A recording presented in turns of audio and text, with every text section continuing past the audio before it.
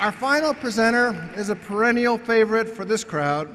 She's been with us since the very beginning, and every time I introduce her, it seems it's incumbent on me to announce that she has yet another book that is either on or about to be on the New York Times bestseller list. 7 of them. And she's putting the finishing touches on her newest offering, a title that only she can get away with when writing a book about liberals. I kid you not, the title is Demonic. It's absolutely guaranteed to be bestseller number 8, and ladies and gentlemen, I'm starting to find this quite obscene. She's a legal correspondent for Human Events and a popular syndicated columnist for the United Press Syndicate. She's one of the most sought-after conservative personalities on the college speaker circuit, and whether it's on college campuses or national television, pity the liberal fool who thinks he can take her on. Ladies and gentlemen, thank God she's my friend, is all I can say. Ann Coulter.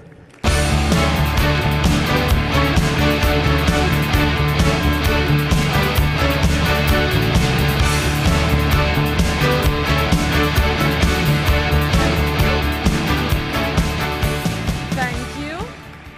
I have a bittersweet award tonight. It's the Ode to Keith Olbermann.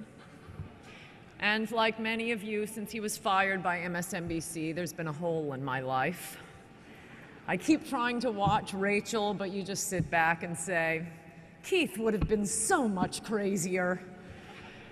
You're probably wondering why I'm giving this award tonight. There are a number of reasons. First, of course, both Keith and I are girls. We also both went to college in Ithaca, New York.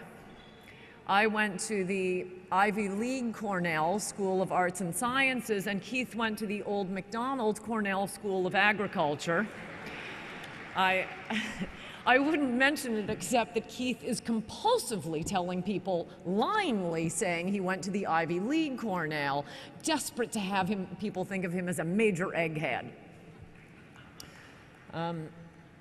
Of course, never ever reading anything that isn't on a left-wing blog is not a good way to have people think of you as a heavy-duty intellectual.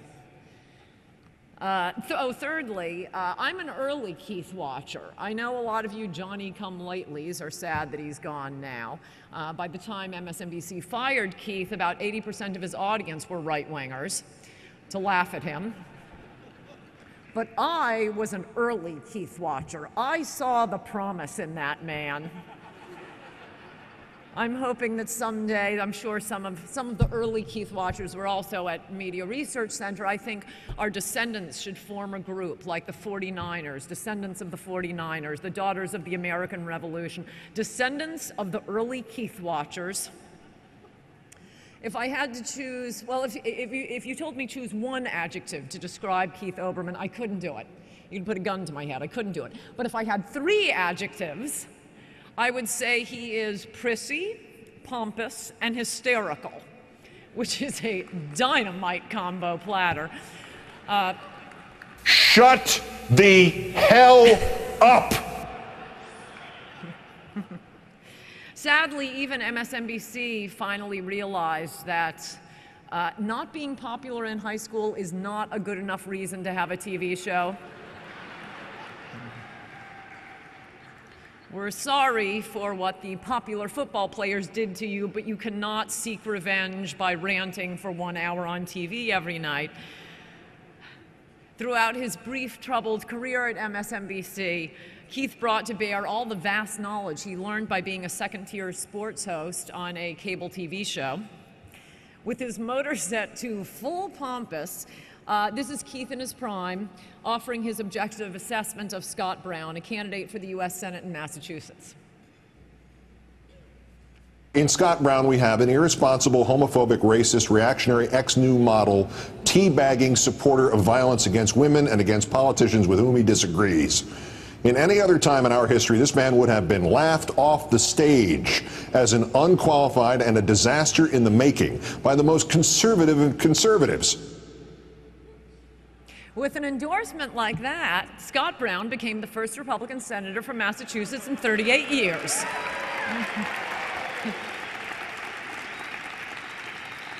Shut the hell up.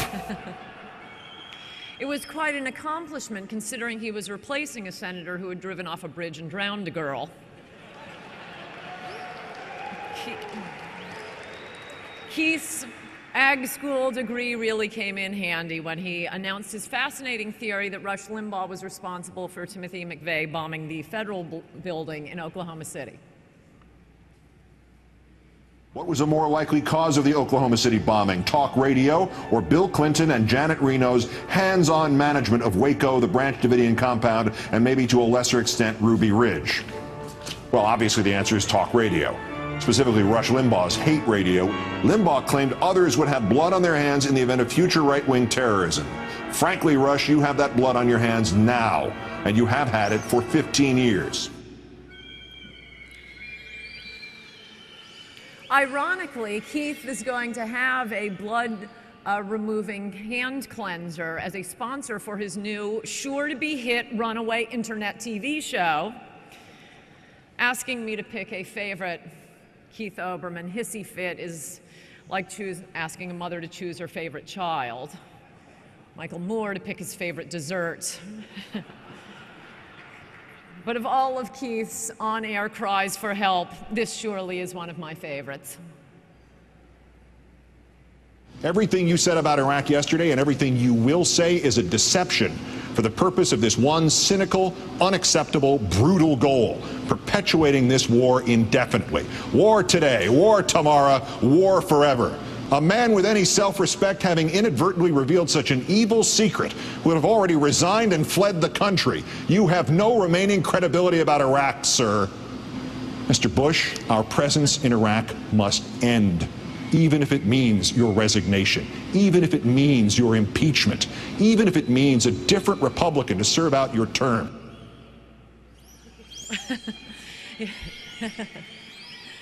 He would have thrown a shoe at Bush, but he throws like a girl. Having given serious consideration to these stellar nominations, our judges have a verdict, and the winner is... This was a mistake. It's the Rush Limbaugh clip. It's the Rush Limbaugh clip.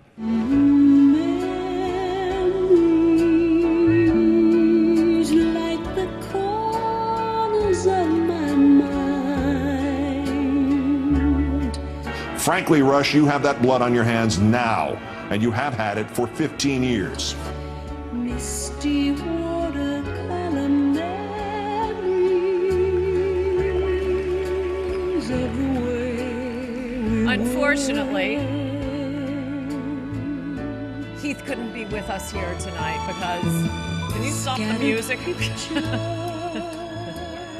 Seems to be going on a little long. We really like the clips better.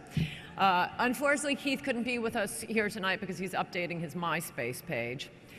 But joining us in his stead is U.S. Representative in his 5th term, Steve King. He is on the House Judiciary Committee. You're a grand old flag, you're a high-flying flag, and forever in peace may you wave. You're the emblem of the land I love, the home of the free and the... Here he is. So much for his introduction. He's my favorite congressman. Thank you. Thank you, Ann. Well, of course, I'm here because I drew the short straw. And I'm also doing a little bit of math around here tonight. I am the ranking member of the Worst Person in the World caucus. But it is a special honor to be here to accept the Ode to Olbermann Award on behalf of Keith Olbermann, who is a special friend of the Media Research Center. Special. And let's face it, is there any other media personality alive today, and that's an important clause, who offered more direct fundraising fodder than this man? He was like the conservative movement's personal ATM machine, mine included. I've missed you, Keith. I need you. I've got a campaign coming up. But you've been banished off to a network that I'm going to mention, and it'll be the first time many of you have heard of it. Tonight I accept this award on behalf of and stand on the shoulders of and any other painful anatomical part of Keith Olbermann. This giant, this 21st century de Tocqueville. But think of this, ladies and gentlemen, MSNBC's loss is, here's the network, current TV's gain. Now you've heard it here first, folks. This is a news flash. When you think of life's career paths, this is an exit ramp to irrelevance. Olbermann has officially gone from irrelevant to unheard of, and only the walking strategic biodiesel reserve, Al Gore, could be happy to have Keith Olbermann on his payroll today. Yeah, I made that up at the table. Perhaps because Olbermann may be the last person on the face of this planet who thinks Al Gore knows what he's talking about. I suspect good old Keith will start savaging us as soon as his new show on current TV is running. But like the proverbial tree falling in the forest, if no one hears him scream, does Keith Olbermann exist? Well, I, for one, am glad we have him. I know you're surprised to hear me say that, but he is living testimony to the brilliance of our Bill of Rights, uppermost being our freedom of speech.